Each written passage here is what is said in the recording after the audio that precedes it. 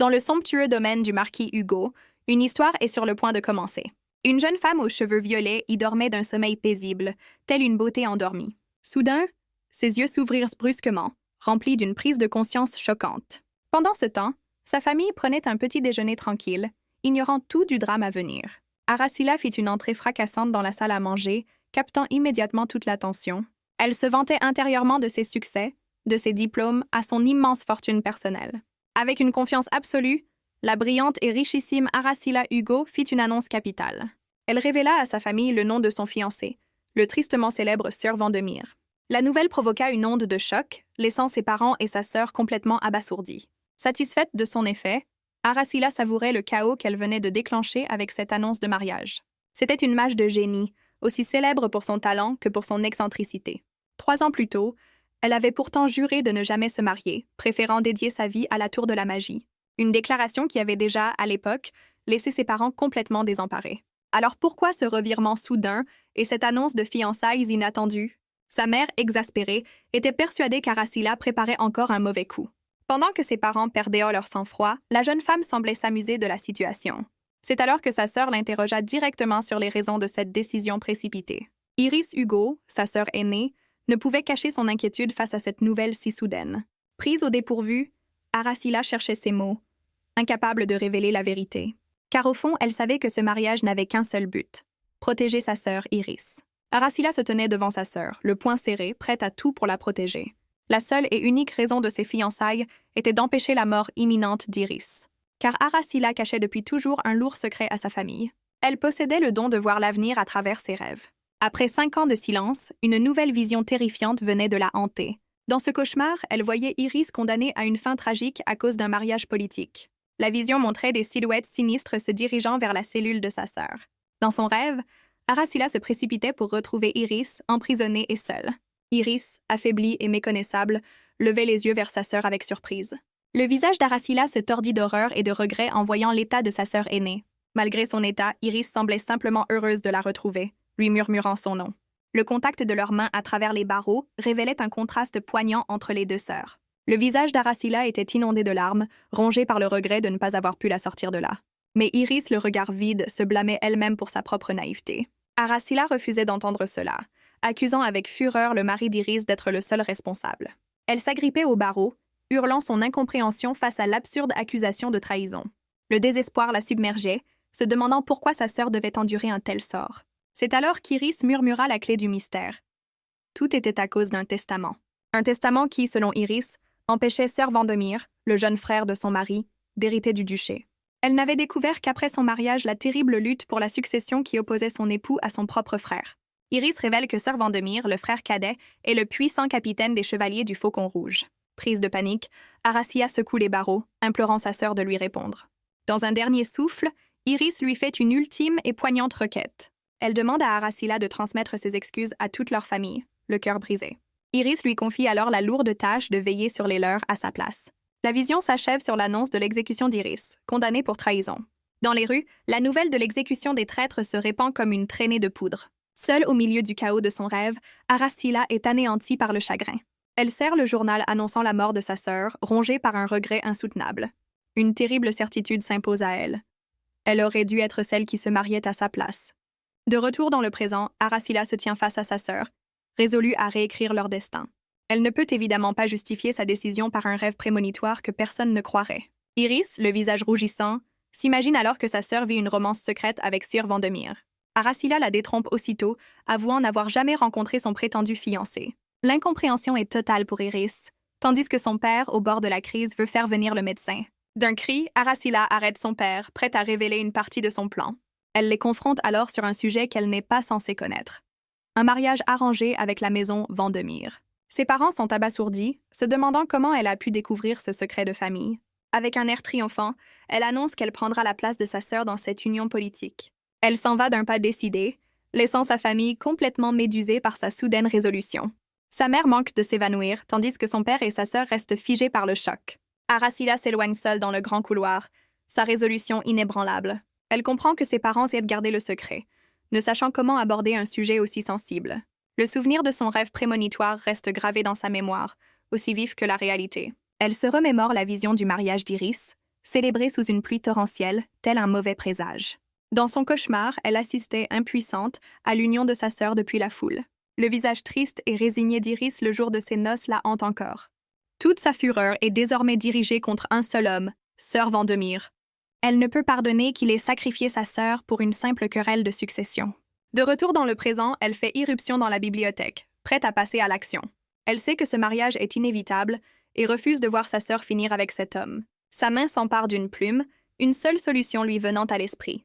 Avec un sourire déterminé, elle décide de se marier la première pour empêcher l'union de sa sœur. Mais elle réalise que ce simple acte ne suffira pas à déjouer le destin tragique de sa sœur. Elle se souvient que la véritable cause de sa mort était la trahison qui se cachait derrière ce mariage. Un sourire malicieux se dessine sur son visage, alors qu'elle élabore un plan bien plus audacieux. Elle épousera elle-même ce scélérat et sèmera le chaos dans leur guerre de succession. Elle plie la lettre qui lui est destinée, sans même connaître son nom complet. Malgré sa propre appréhension, elle lui promet une visite imminente dans sa lettre. La scène se déplace vers l'imposant et magnifique domaine de Sir Vandemir. Dans son bureau opulent, Sir Vandemir est informé qu'une lettre urgente l'attend. D'une main gantée, il s'apprête à briser le sceau de la mystérieuse missive. Il découvre avec surprise le nom de l'expéditrice. Aracilla Hugo. Perplexe, il se demande pourquoi la sœur de sa promise lui écrirait. La lettre, d'une audace folle, lui propose de fixer une date pour leur mariage imminent. Le ton direct et presque enjoué de la proposition le laisse un instant décontenancé. Son amusement se mue rapidement en une profonde irritation face à cette initiative. Sans la moindre hésitation, il jette la lettre dans les flammes de la cheminée. Il se détourne du feu, se faisant la réflexion que les mages sont décidément tous dérangés. En quelques secondes, il prend la ferme résolution de ne jamais s'impliquer avec Aracilla Hugo. Contre toute attente, Aracilla se présente en personne aux portes du domaine Vandemir. Elle l'accueille avec un sourire radieux, se présentant comme Aracilla Hugo. D'un air faussement innocent, elle lui demande s'il ne se serait pas blessé à la main. Sir Vandemir la juge complètement folle, exaspéré par son audace. Sa résolution n'aura finalement tenu que 3 jours face à la ténacité de la jeune femme. La scène revient quelques instants plus tôt, sur le terrain d'entraînement des chevaliers du Faucon Rouge. Un chevalier interrompt l'entraînement pour annoncer au vice-capitaine l'arrivée d'une visiteuse. Le vice-capitaine, Isaac Wind, est visiblement surpris par cette interruption. Aracilla s'approche de lui, estimant que son arrivée tombe à point nommé. Elle annonce être venue voir Lord Vandemir et exige de savoir où il se trouve. Le vice-capitaine est immédiatement charmé par la beauté d'Aracilla et lui demande son identité. Elle se présente fièrement comme Aracilla Hugo. Sa réputation la précède. Elle est l'une des plus brillantes mages de l'Empire.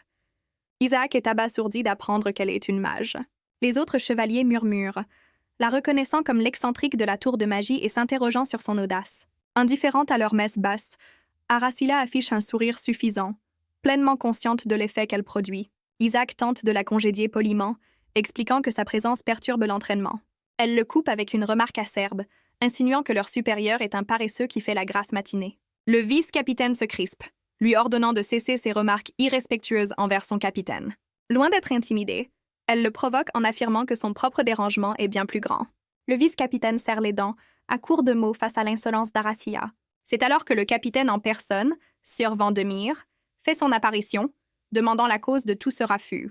Les chevaliers, soulagés, s'inclinent respectueusement devant leur chef charismatique. Avec son regard d'or et son air impassible, il dégage une aura de puissance indéniable. Sans se démonter, Aracilla le salue et se présente, son ombrelle la protégeant du soleil. Elle lui demande innocemment s'il s'est blessé, prétextant que son silence l'a inquiété. Il se présente à son tour comme Damian Vandemir et la rassure froidement sur son état de santé. Son sourire devient narquois tandis qu'elle lui demande s'il a tout simplement ignoré sa lettre. Ignorant sa question, Vandemir se tourne vers son second et l'interpelle d'un ton sec.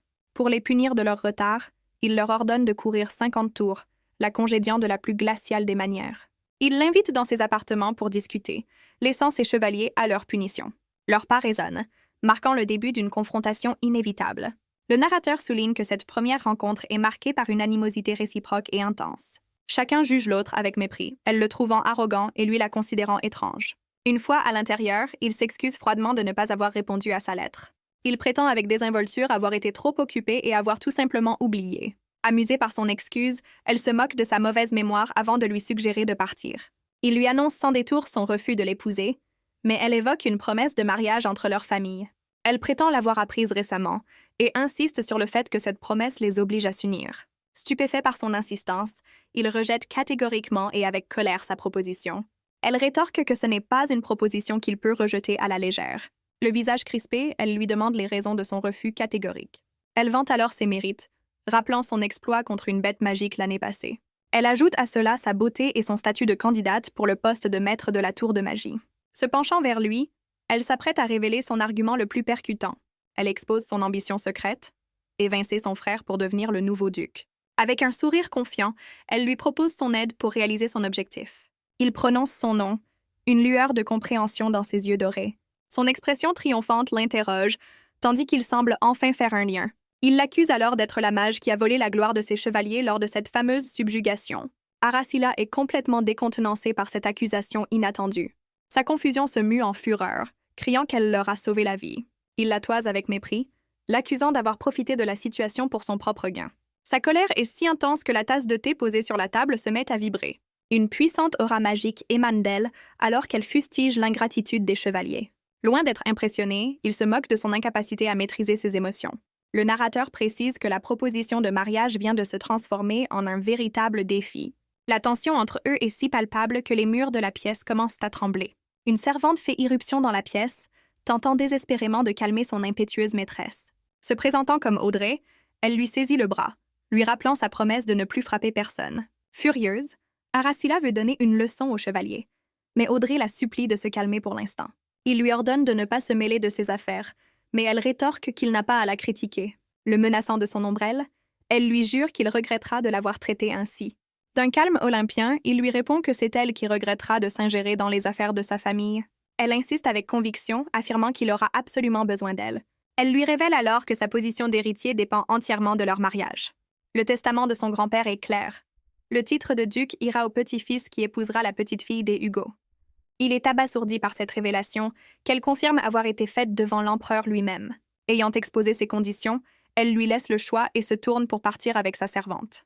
Elle quitte la pièce, laissant un Vendemire stupéfait, seul face à ce dilemme inattendu. Vendemire est sous le choc, réalisant que son héritage est lié à un mariage arrangé. L'idée de devoir épouser cette femme excentrique le plonge dans un profond désarroi.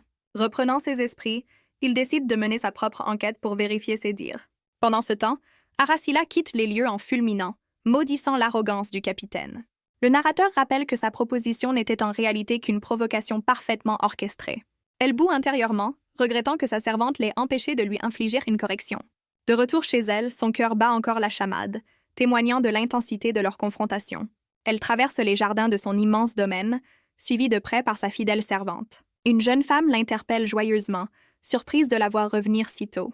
Derrière elle se cache un jeune garçon timide qui s'agrippe nerveusement à sa robe. Le jeune garçon, Adrian Hugo, l'héritier du marquisat, l'appelle en pleurant. Arasila éclate de rire, se moquant affectueusement de son visage déformé par les larmes. Sa sœur aînée la réprimande pour avoir taquiné leur petit frère, tandis qu'Arasila lui pince joyeusement la joue. Changeant de ton, elle lui demande la raison de ses pleurs et il évoque son futur mariage. Le jeune Adrian explique sa crainte. Leur mère lui a dit qu'elle quitterait la maison après son union. Avec un sourire malicieux, elle lui répond qu'elle ne peut malheureusement pas annuler ses plans. Face à l'air menaçant de sa sœur, elle assure à Adrian qu'elle est tout à fait sérieuse cette fois. Elle se met à sa hauteur pour le rassurer, expliquant que le mariage ne signifie pas qu'elle l'abandonnera. D'une caresse douce, elle lui promet qu'elle restera pour toujours sa grande sœur. L'aîné confirme ses dires, ajoutant que les 3 frères et sœurs Hugo resteront unis jusqu'à la fin. Elle déclare que même si son nom change, leurs liens familiaux resteront immuables.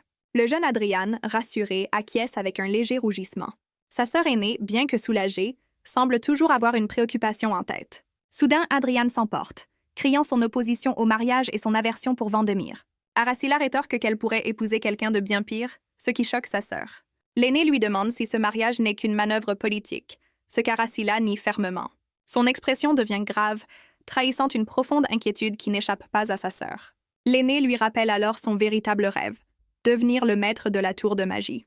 Elle l'implore de ne pas sacrifier ses ambitions pour un mariage arrangé et de suivre son cœur.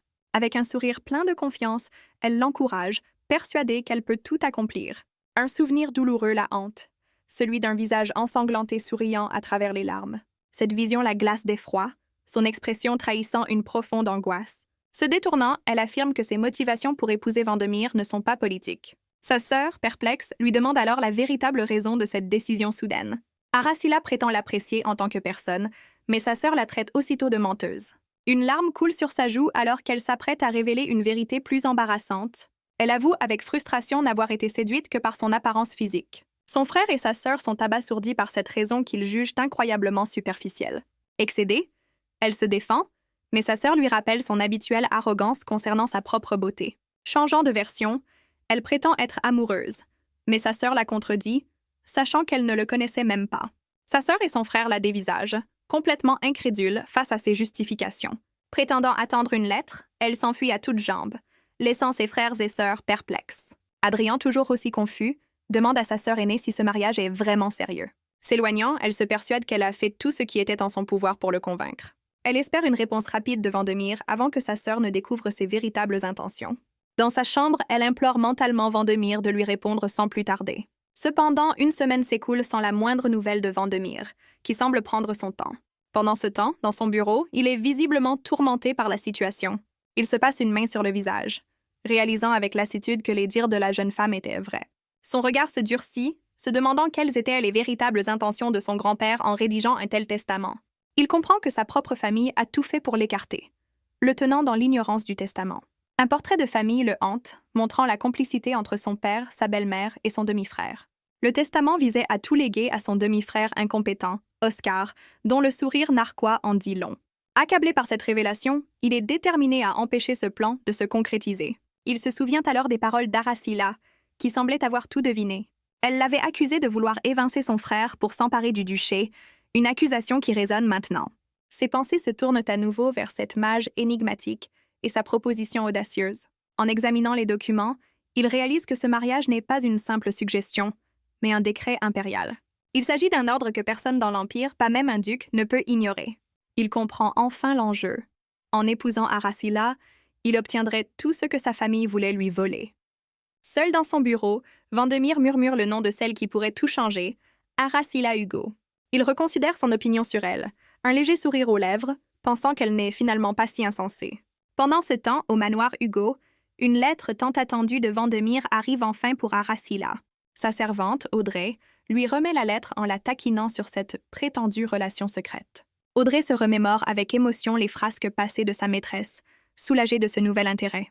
Mais en lisant la lettre, le visage d'Aracila se crispe soudainement, inquiétant sa servante. Folle de rage, elle froisse la lettre, criant sa frustration face à l'audace de Vendemire. La lettre est une invitation directe de Vendemire, lui demandant de le retrouver seul le lendemain pour discuter. Aracila explose, outrée par le ton autoritaire de la réponse et le retard d'une semaine. Alors que sa servante tente de la calmer, elle s'indigne d'un détail encore plus exaspérant dans la lettre. Elle s'emporte, trouvant insultant qu'il se présente par son ordre de chevalerie plutôt que par son nom de famille. Alors que sa servante trouve cela simplement inhabituel, Aracila y voit une preuve d'arrogance pure. Furieuse, elle tourne en rond dans la pièce, pestant contre l'impolitesse de Vendemire. Déterminée à ne pas se laisser faire, elle se met à rédiger une réponse cinglante. Elle ordonne sèchement à sa servante d'envoyer sa réponse à Vendemire sous le regard inquiet d'Audrey. En lisant la lettre, la servante est abasourdie par le contenu audacieux de la réponse. Sa réponse est une contre-proposition provocante, signée de son titre de mage, ce qui ne fait qu'agacer davantage Vendemire. La nuit venue, sa servante la laisse seule après lui avoir souhaité une bonne nuit. Seule face à la fenêtre, elle songe avec un air suffisant au sort qu'elle réserve à ce pauvre Vendemire. Au même moment, Vendemire se tient lui aussi près d'une fenêtre, l'air songeur sous le clair de lune. Vendemire songe à cette mage déjantée, son regard intense trahissant ses pensées. Leurs regards déterminés se croisent en pensée, chacun ayant un plan bien précis. Aracila est résolue. Une fois son but atteint, elle demandera le divorce sans hésiter. Vendemire partage cette même résolution, alors que la nuit tombe sur ce couple fraîchement fiancé. Le lendemain, la scène se déplace vers l'imposante tour des mages où travaille Aracila. Elle supervise une expérience, faisant léviter d'énormes cristaux magiques avec une concentration totale. Ses deux assistants, Sally et Rudy, expriment la difficulté de la tâche, cherchant des solutions. En tant que mentor, elle les guide avec assurance, proposant de nouvelles pistes de recherche sur les pierres. Motivée par ses encouragements, ses juniors retrouvent leur enthousiasme pour le projet. Absorbée par son travail, elle sursaute en voyant l'heure, réalisant qu'elle est terriblement en retard. Elle donne ses dernières instructions à ses assistants, leur demandant un rapport pour le lendemain. Avec un sourire en coin, elle leur annonce qu'elle a des projets et s'éclipse rapidement. Ses assistants, perplexes, remarquent que c'est la première fois depuis longtemps qu'elle quitte le travail si tôt. Sally, l'air songeur, trouve étrange qu'elle fasse tant d'efforts pour être ponctuelle. Elle se demande avec qui sa supérieure peut bien avoir un rendez-vous aussi important. Pendant ce temps, Son cocher pousse le cheval à toute vitesse pour rattraper le temps perdu. Dans la calèche, sa servante paniquée lui reproche son retard, tandis qu'Aracila s'excuse, absorbée par ses recherches. La calèche file à travers la ville, soulevant la poussière dans une course effrénée contre la montre. Ils arrivent enfin devant le Forenga Coffee House, le lieu du fameux rendez-vous. Déterminée, Aracila se prépare à régler ses comptes, ignorant les supplications de sa servante inquiète. Sa servante lui reproche sa tenue, mais Aracila rétorque avec assurance qu'elle est de toute façon hors de sa portée. Audrey insiste pour qu'elle attache au moins ses cheveux, ce qui donne une idée soudaine à la jeune mage. Coiffée et pleine de confiance, elle annonce à sa servante qu'elle ira seule à la rencontre. Elle entre d'un pas déterminé dans le café, ignorant les appels paniqués d'Audrey. La servante reste figée à l'extérieur, observant la porte se refermer avec une expression d'impuissance. Le visage crispé, Audrey adresse une prière silencieuse, espérant que tout se passera bien. Elle implore le ciel pour que cette rencontre explosive se déroule sans conflit majeur. À l'intérieur, elle traverse le café pour rejoindre Vendemire, qui l'attend patiemment à une table. Elle le salue avec un sourire éclatant, affichant une confiance à toute épreuve. Sans même la regarder, Vendemire pose sa tasse et lui fait remarquer froidement son retard. Il lui précise avec une froideur calculée qu'elle a exactement 3 minutes de retard. Agacée, elle le fusille du regard, lui reprochant de porter son uniforme de chevalier en dehors du service. Il rétorque calmement qu'elle-même est encore vêtue de sa tenue de mage, soulignant leur hypocrisie mutuelle. D'un ton sec, il lui ordonne de cesser de le dévisager et de passer sa commande, ce qui la décontenance. Une serveuse leur apporte leur boisson, et ils s'installent enfin à la table, l'un en face de l'autre. Un silence pesant s'installe entre eux, l'atmosphère chargée de non-dits et de tensions. Aracila brise la glace avec un air suffisant, lui demandant pourquoi il a soudainement changé d'avis à son sujet. Vendemire la dévisage un instant, sa tasse à la main, semblant peser ses mots avant de répondre. Contre toute attente, il admet sans détour avoir besoin d'elle, les yeux baissés. Sa franchise inattendue la prend complètement au dépourvu, la laissant sans voix. Reprenant ses esprits, Vendemire lui propose de conclure un marché, la laissant perplexe. Il la fixe de son regard perçant et lui demande ce qu'elle attend réellement de ce mariage. Sans hésiter, elle énonce sa première condition, que sa sœur soit épargnée d'un mariage avec la maison Vendemire. Vendemire écoute attentivement sa demande, son visage impassible ne trahissant aucune émotion. Elle ajoute qu'il devra divorcer au plus vite, ce qu'il accepte, avouant ne pas vouloir fonder de famille. C'est maintenant à son tour de poser ses propres conditions pour ce mariage arrangé. Il énumère les termes de leur contrat. Pas d'enfant, pas de contact physique, une coopération mutuelle et un divorce dès qu'il héritera du duché. Ravie, Aracila accepte avec un grand sourire, suggérant de faire authentifier leur accord au temple. Une serveuse, témoin de la scène, est abasourdie par la légèreté avec laquelle ils scellent cet accord purement transactionnel. Alors qu'ils discutent des détails, Vendemire lui annonce avoir déjà menti à sa famille, prétendant qu'il se marie par amour. Il précise que sa famille doit rester dans l'ignorance de leur accord, ce qui laisse Aracila perplexe. Vendemire arbore un sourire en coin, prêt à lui révéler les sombres secrets de sa lignée. Il explique que ses parents soutiennent son frère aîné pour le titre de duc et qu'il s'opposerait à leur plan. Il clarifie la situation, son rival est le fils de l'actuelle duchesse, tandis que sa propre mère était la première épouse, aujourd'hui décédée. Aracila comprend enfin la complexité de sa situation familiale, réalisant qu'il est en conflit avec sa belle-mère. Forte de cette information, elle propose une approche plus stratégique pour déjouer leurs adversaires. Avec un air malicieux, elle évoque le prochain bal royal, un événement mondain majeur organisé par le prince héritier. Ce bal prestigieux est le lieu idéal pour que la haute société se rassemble et que les rumeurs se propagent. Elle suggère alors, avec une audace folle, d'y annoncer publiquement leur mariage. Vendemire est complètement abasourdie par cette proposition, ne s'attendant pas à un plan aussi spectaculaire. Elle répète son plan avec un air las, tandis que Vendemire s'inquiète des conséquences sur le bal du prince. Elle le rassure en affirmant avec un clin d'œil que le prince héritier est l'un de ses rares amis, ce qui le laisse dubitatif. Il se laisse finalement convaincre, préférant une action d'éclat à une dissimulation compliquée. Leur accord étant scellé, ils se lèvent pour quitter le café, leur partenariat stratégique désormais en place. Pour conclure leur pacte, elle lui tend la main, prête à finaliser leur entente par une poignée de main. Un sourire radieux aux lèvres, elle lui dit se réjouir de leur future collaboration. Il la dévisage d'un œil méfiant, surpris par son geste et sa soudaine familiarité. D'un ton glacial, il lui rappelle leur clause de non-contact physique, la laissant pantoise et la main en l'air. Une vision de son ancêtre se moquant de son karma la fait fulminer intérieurement contre ce provocateur. Pendant ce temps, la serveuse les observe partir, s'imaginant naïvement qu'ils passent un agréable rendez-vous galant. À l'extérieur, Audrey aperçoit Vendemire sortir du café, l'air satisfait, ce qui la remplit de joie. Sa joie s'évanouit quand elle le voit partir seul, se demandant où peut bien être sa maîtresse. Aracila apparaît soudainement, le visage tordu de rage, et murmure le nom de Vendemire avec une fureur contenue. Bouillonnant de rage, elle promet de se venger de l'affront, ce qui pétrifie sa servante de peur. Sans se calmer, elle entraîne Audrey avec elle, qui demande timidement où elles se rendent. Le regard enflammé, elle déclare qu'elles vont choisir une robe pour le bal de la semaine prochaine. Oubliant sa peur, Audrey est folle de joie à l'idée que sa maîtresse va enfin s'offrir une nouvelle robe. Aracilla décide alors de ravaler sa fureur contre Vendemire, canalisant son énergie pour la suite. Devant le carrosse, elle surprend le cocher en déclarant qu'elle conduira elle-même. Elle s'installe avec agilité sur le siège du cocher, pressant sa servante et l'homme de monter à bord. Elle empoigne les rênes avec une force nouvelle, prête à lancer l'attelage. D'un geste sec, elle fait cabrer le cheval et lance le carrosse à toute allure. À l'intérieur, ses deux passagers sont violemment projetés en arrière par la secousse. Le carrosse file à une vitesse vertigineuse à travers les rues de la capitale. Le visage déformé par la fureur, elle est déterminée à obtenir sa vengeance. Le jour tant attendu du bal royal est enfin arrivé, se déroulant dans un palais somptueux. Alors qu'elle se prépare, une jeune femme l'interpelle, l'air soucieux. Aracilla confirme avec une assurance désarmante son intention d'annoncer ses fiançailles ce soir-là. Son amie s'inquiète de l'audace d'une telle annonce lors de la fête du prince héritier. Aracilla la rassure nonchalamment, affirmant avoir obtenu la permission du prince lui-même.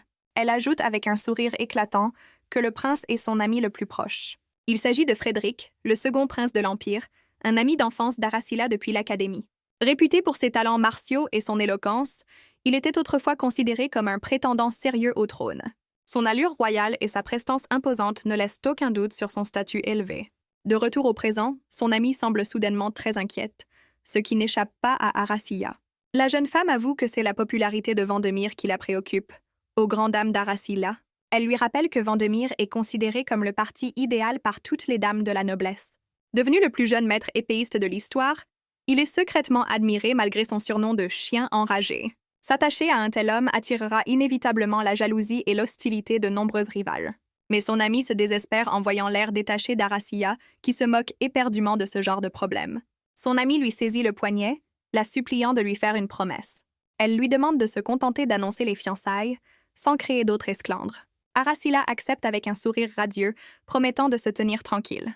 Mais son amie Iris, avec un air entendu, sent que quelque chose se prépare.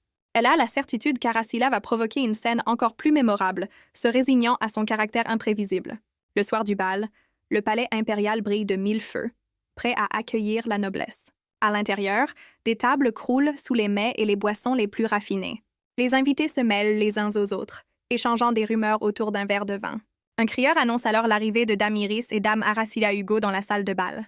Vêtue d'une robe rouge spectaculaire, Aracilla observe la foule immense, prête à faire son entrée. Elle savoure l'opulence du bal royal, son regard perçant balayant la salle avec une confiance absolue. Son arrivée ne passe pas inaperçue, les invités s'étonnant de sa présence après une si longue absence. Le regard durci par la détermination, elle se prépare à lancer les hostilités. Le rideau se lève sur ce qui sera le plus grand scandale de la soirée. Pendant que certaines nobles s'attendent à ce qu'elle soit la reine du bal, d'autres la jugent avec un mépris à peine voilé. Elle traverse la salle de bal, sa prestance écrasante réduisant les autres invités à de simples ombres.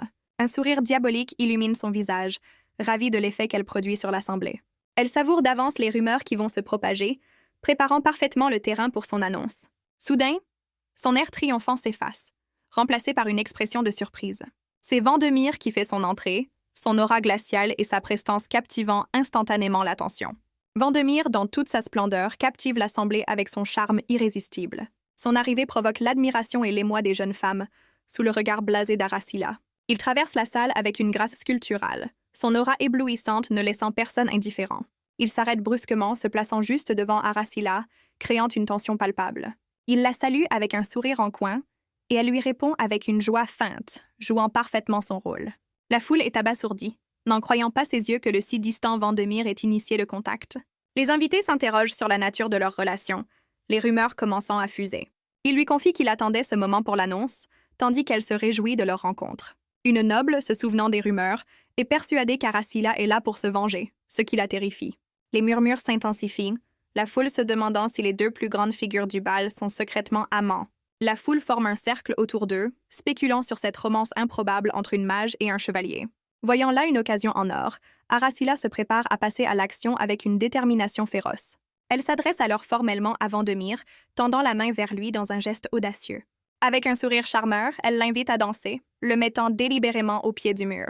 Les invités sont abasourdis par son audace, certains en renversant même leur verre sous le choc. D'autres jeunes femmes, en revanche, sont absolument ravies par la tension romantique qui se joue sous leurs yeux. Vandemir semble un instant décontenancé, visiblement pris au dépourvu par cette invitation publique. Il se remémore l'une des conditions de leur accord: éviter tout contact physique non nécessaire. Elle affiche un sourire triomphant et menaçant, le défiant intérieurement de la rejeter devant tout le monde. Pris au piège, Vandemir accepte sa main, ne pouvant refuser la demande d'une dame sans créer un scandale. Vandemir serre les dents, une goutte de sueur trahissant son agacement face à ce coup de maître. Il saisit fermement sa main, acceptant à contre-cœur son invitation pour ne pas perdre la face. Jouant le parfait gentleman, il l'escorte avec galanterie vers la piste de danse sous un déluge de fleurs imaginaires. Leurs regards se croisent, un duel silencieux s'engageant entre son air calculateur et sa fausse innocence. Au loin, Iris est complètement sous le charme, persuadée d'assister à la naissance d'une véritable romance. Le couple s'éloigne sous les acclamations des jeunes nobles, leur comédie ayant parfaitement dupé l'assemblée. Mais dès qu'ils sont à l'abri des regards, leur expression change radicalement, trahissant un dégoût mutuel. Ils entament la danse au centre de la salle, devenant le point de mire de tous les invités. Leurs mains s'enlacent dans un geste élégant, masquant parfaitement la tension de leur accord.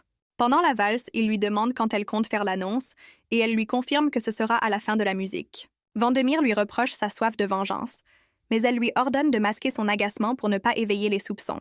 Il l'interroge sur son expression, et elle révèle que son mécontentement a une autre source. Alors que leurs mains se frôlent, elle s'apprête à lui avouer la véritable raison de sa contrariété. Elle lui confie alors avec une pointe d'agacement qu'elle déteste tout simplement danser. La musique s'arrête brusquement, marquant la fin de leur valse et le début de la véritable mise en scène. Un chambellan annonce alors, au nom du prince héritier, que Dame Arasila a une déclaration importante à faire.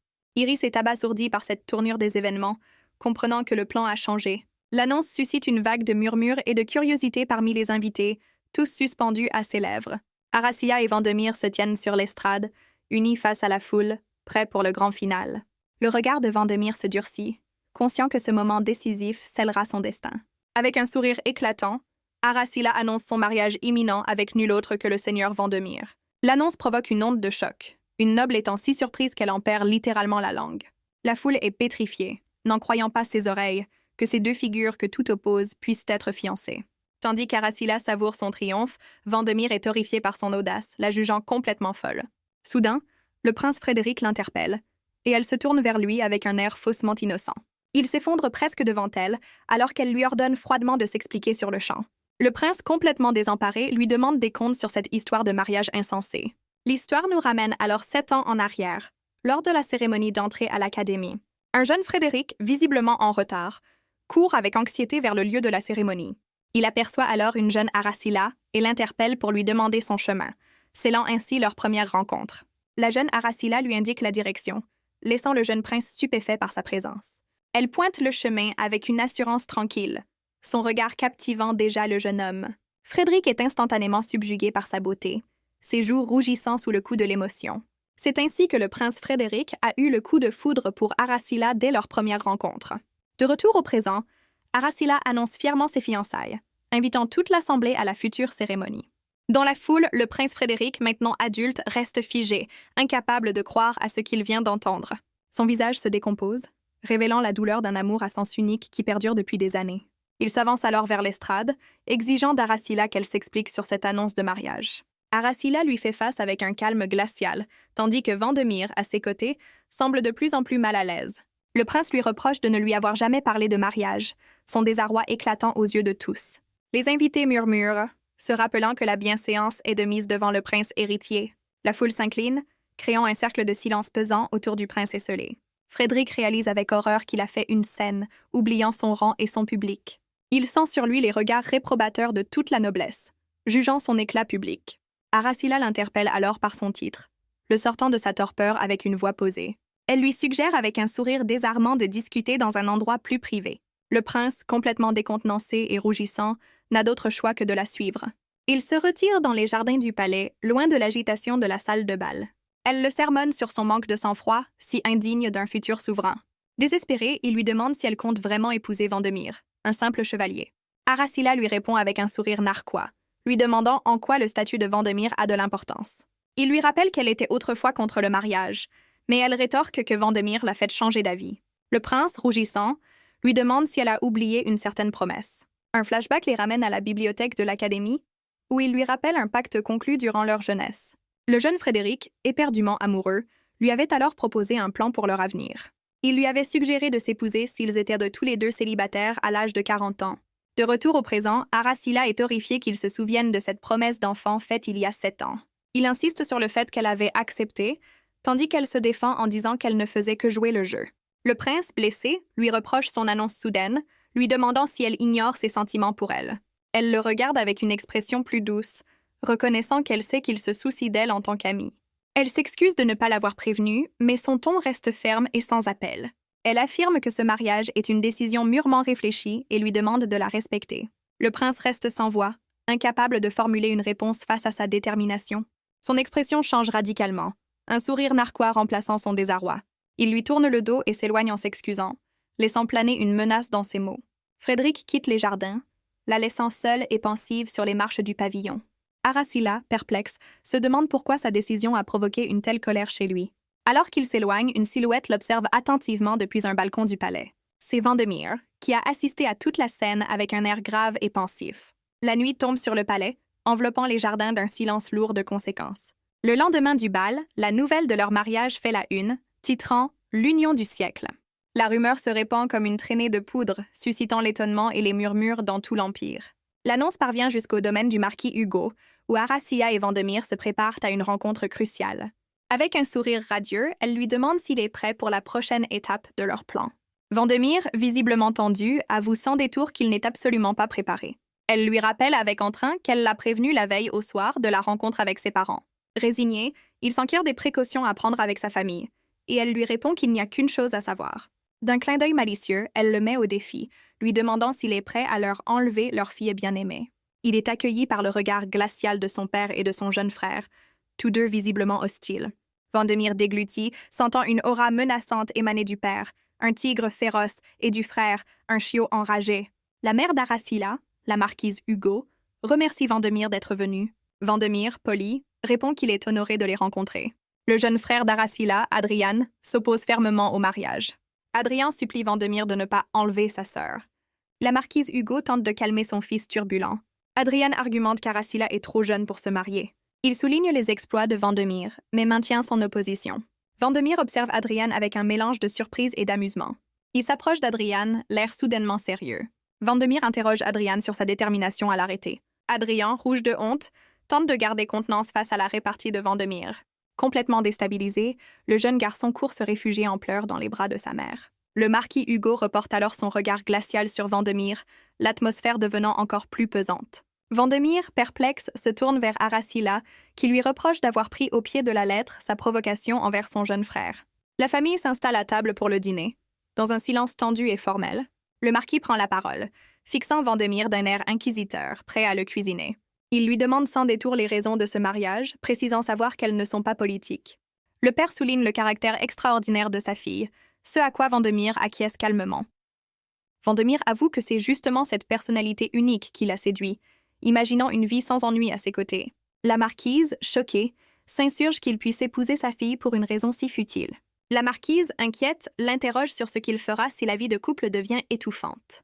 Vendemire répond avec assurance qu'il s'adaptera et discutera avec Aracilla au fur et à mesure. La mère d'Aracilla pose sa fourchette avec force, rappelant que le mariage est la décision la plus importante d'une vie. Elle insiste sur le fait que c'est un engagement à passer toute une existence ensemble. La marquise se tourne alors vers le couple, prête à leur poser une question cruciale. Droit dans les yeux, elle leur demande s'ils sont réellement prêts à lier leur vie pour toujours. Elle réitère sa question avec une intensité qui pèse sur toute la pièce. Aracilla est soudainement frappée par la portée du mot « vie entière », l'air abasourdi. Vendemire, à son tour, semble déconcerté par l'idée de passer sa vie ensemble. Un silence glacial s'installe, le couple restant muet et visiblement troublé par la question. La marquise les observe, son regard acéré trahissant son mécontentement face à leur hésitation.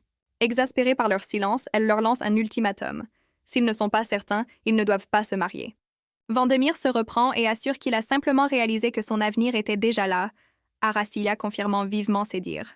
Aracilla s'accroche à un Vendemire décontenancé, affirmant avec un grand sourire que ce mariage est tout pour eux. La marquise, bien que toujours inquiète, se radoucit légèrement avant de formuler une dernière mise en garde. Elle prévient Vendemire de ne pas s'attendre à ce qu'Aracilla devienne une épouse traditionnelle, rappelant son ambition de diriger la tour. Elle lui conseille de renoncer maintenant plutôt que d'attendre l'impossible de sa fille, mais Vendemire reste impassible.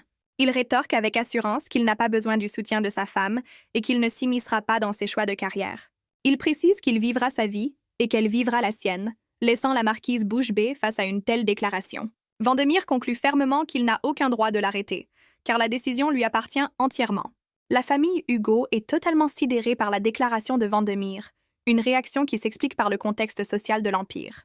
En effet, même les magiciens de la tour sont d'un conservatisme extrême, méprisant les roturiers et les femmes qui aspirent à la magie. Les chevaliers, eux, sont encore plus rigides, n'hésitant pas à éliminer violemment ceux qu'ils jugent indignes de leur ordre. La déclaration progressiste de Vendemire, un chevalier, a donc suffi à conquérir le cœur de la famille Hugo, qui rit aux éclats. Le marquis, ému, avoue qu'il ne pensait pas trouver un homme à la hauteur de sa fille, ce à quoi elle répond avec espièglerie. Aracilla demande à ses parents de cesser de s'inquiéter et de les soutenir, Vendemire étendant cette assurance à toute la famille. Adrian, toujours aussi émotif, se cache le visage, visiblement touché par la tournure des événements. Le jeune garçon, les larmes aux yeux, se reprend et annonce qu'il a une dernière question à poser. Le couple se tourne vers lui, Vendemire attendant la question tandis qu'Aracilla boit une gorgée de vin, l'air détendu. Adrian, rougissant de plus belle, demande alors timidement si Vendemire est du genre affectueux. Sous le choc, Aracilla recrache son vin, tandis que Vendemire est pétrifié par la question. Adrian explique alors que sa sœur a toujours affirmé aimer les hommes doux et charmants. Un souvenir révèle qu'Aracilla avait menti pour encourager son jeune frère à être affectueux. Le garçon continue de supplier Vendemire du regard, qui semble de plus en plus mal à l'aise. Le visage rayonnant, il demande à Vendemire de combler sa sœur d'affection, lui confiant son bonheur. Vendemire est absolument terrifié par cette requête, sous le regard hilar d'Aracilla. La dernière estocade d'Adrian conclut ainsi la rencontre dans la bonne humeur générale. La famille Hugo raccompagne le couple à l'extérieur, la visite touchant à sa fin. Le marquis interpelle Vendemire, souhaitant lui parler un instant en privé. Avec un air à la fois sérieux et bienveillant, il lui annonce qu'il a un dernier message à lui transmettre. Le marquis tend la main vers Vendemire, un geste solennel pour conclure leur entretien. Il lui demande alors officiellement de prendre bien soin de sa fille, Aracilla.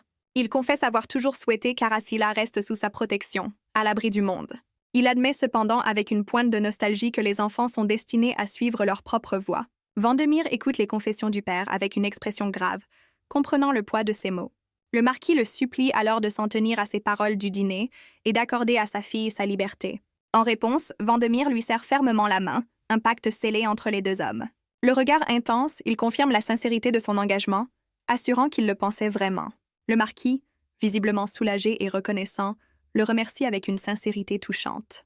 Aracilla s'avance alors pour accompagner Vendemire à sa voiture, annonçant ainsi la fin de la visite. Le couple s'éloigne sous les adieux de la famille, Adrian suppliant sa sœur de revenir vite. Aracilla, rayonnante, leur fait un signe de la main en leur demandant de rentrer. Ils traversent sur la cour du manoir, s'éloignant de la chaleur du foyer familial. Vendemire observe Aracilla et remarque qu'elle a visiblement été élevée avec beaucoup d'amour. Surprise par cette déclaration inattendue, elle s'arrête pour lui faire face. Elle confirme avec un sourire ému qu'elle a en effet été choyée et aimée plus que tout. Vendemire en déduit que c'est la source de son assurance et de sa confiance en elle. Elle rétorque avec malice que c'est sa nature, mais que le soutien des siens la rend plus forte. Aracilla le questionne alors avec curiosité sur la raison de cette soudaine remarque. Le visage de Vendemire se fige, frappé par une prise de conscience qui le laisse sans voix. Un souvenir douloureux refait surface, celui d'un jeune garçon nommé Oscar, choyé par sa mère au milieu des servantes. Mais ce bonheur apparent est vite remplacé par la moquerie des adultes, le laissant seul et terrifié. Il se souvient de sa solitude d'enfant, abandonné face à des ombres menaçantes qui le jugeaient. De retour dans le présent, il se justifie maladroitement auprès d'Aracilla, le regard fuyant. Il prétend avoir simplement été curieux de l'origine de son charme excentrique, ce qui laisse Aracilla perplexe et un peu agacée. Changeant de sujet, Aracilla le ramène à la réalité de leur fiançailles alors qu'il se dirige vers la voiture. Elle lui rappelle qu'une rencontre formelle avec sa famille ducale est inévitable, s'attendant déjà à des complications. Vendemire l'informe que sa famille arrivera très prochainement dans la capitale, peut-être même dès le surlendemain. Surprise par ce délai si court, elle accepte néanmoins, lui demandant de la prévenir le moment venu. Au moment de monter dans sa voiture, elle l'interpelle, voulant savoir à quoi elle doit s'attendre avec sa famille. Vendemire, le regard baissé, la prévient de se préparer à supporter l'agaçant second fils qu'il est. Il lui adresse un sourire charmeur avant de monter dans sa voiture, promettant de lui écrire bientôt. La voiture s'éloigne du manoir Hugo, laissant Aracila seule avec ses pensées. Déterminée, elle se dit qu'elle doit se préparer à rencontrer cet agaçant second fils. La scène se déplace vers l'imposant et sombre domaine ducal des Vandemir. À l'intérieur, la fureur éclate alors qu'un vase se brise et que le nom de Damian Vandemir est hurlé. Une femme en colère, probablement la duchesse, l'insulte violemment, le traitant de misérable.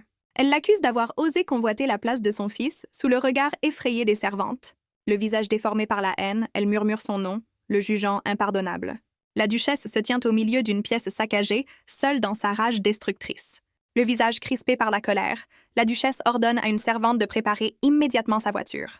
Le regard glacial, Sophie Vandemir, la belle-mère de Damian, décide qu'il est temps de rendre visite à son beau-fils.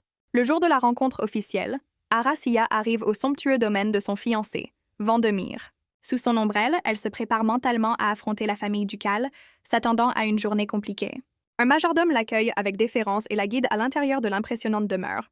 À peine entrée, une voix désobligeante qualifie Vandemir d'idiot, surprenant Aracila.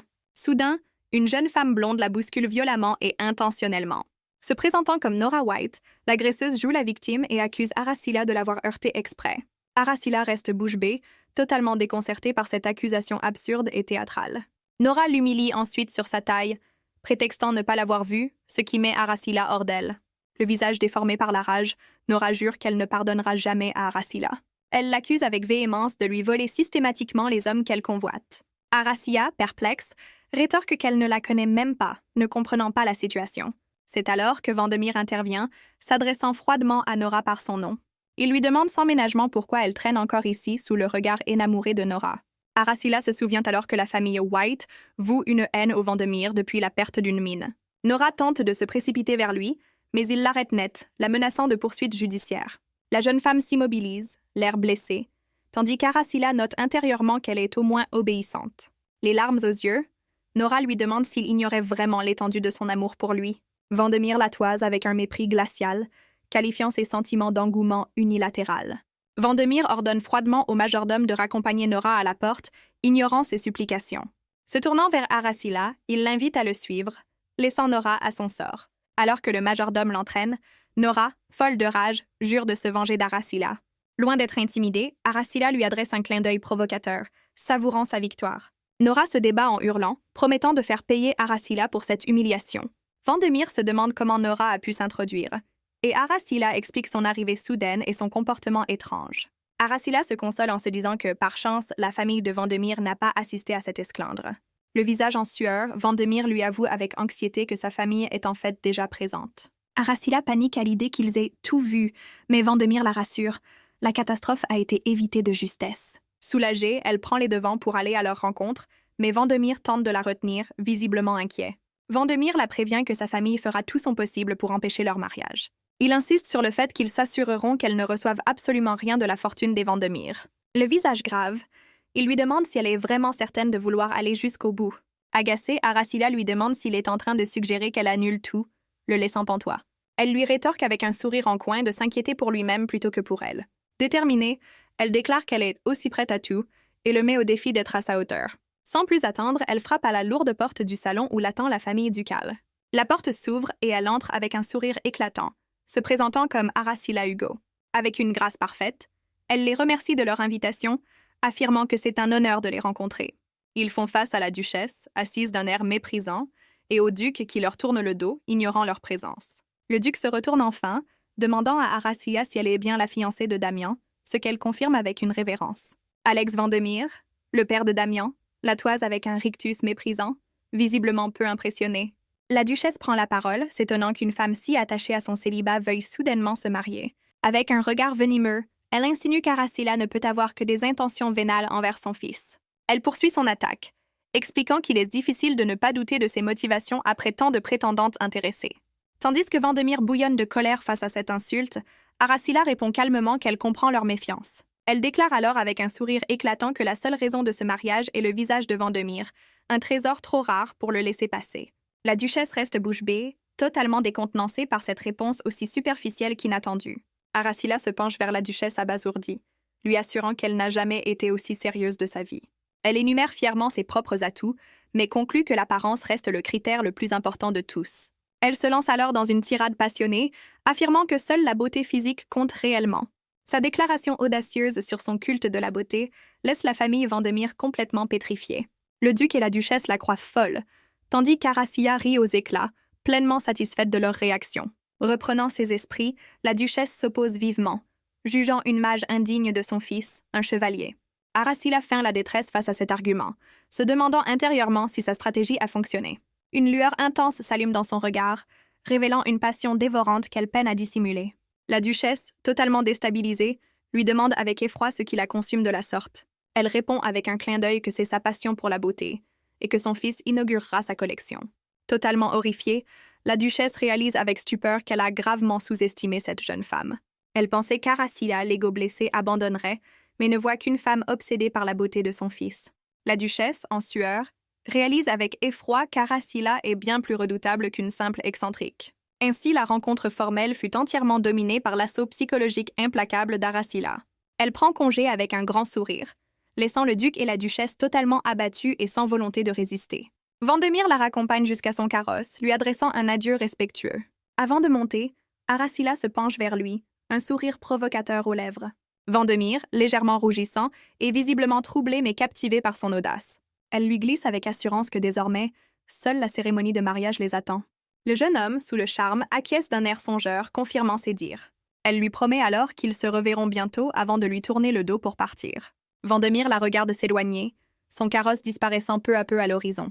Alors qu'il s'apprête à rentrer, Vandemir est interpellé par sa mère, la duchesse. Elle l'accuse froidement de vouloir voler ce qui appartient de droit à un certain Oscar.